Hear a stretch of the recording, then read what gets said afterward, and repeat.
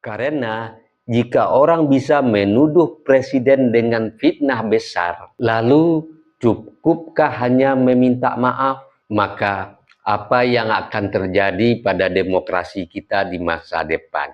Namun, di sisi lain, kita juga harus memahami satu kemungkinan lain. Bisa saja langkah Rismon ini justru membuka jalan bagi kebenaran yang jauh lebih cepat terungkap. Jika ia benar-benar membuktikan metode ilmiahnya, maka perdebatan panjang ini berakhir di meja pengadilan dengan sangat jelas. Karena semua sudah lengkap, fakta ada, metode ada, dan kini bahkan mantan penuduh mulai berbicara.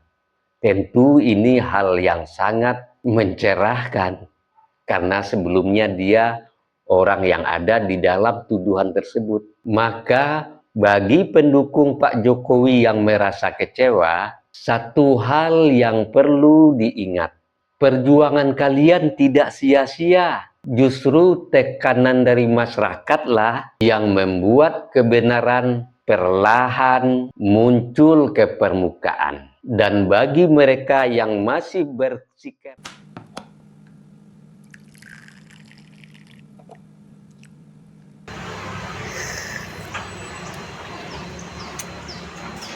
bagi sahabat yang mau sloki unik ini, sloki tengkorak, ya silahkan klik keranjangnya ya.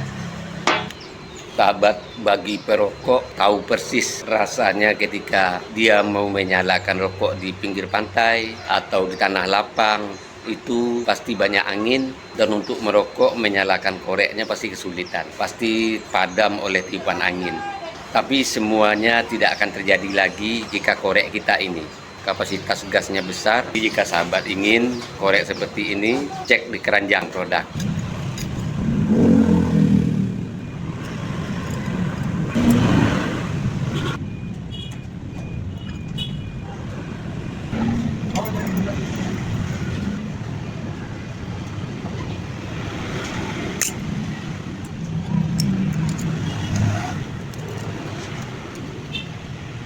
Yang berkendaraan punya mobil, power bank jumper aki ini penting ada di kendaraan kita.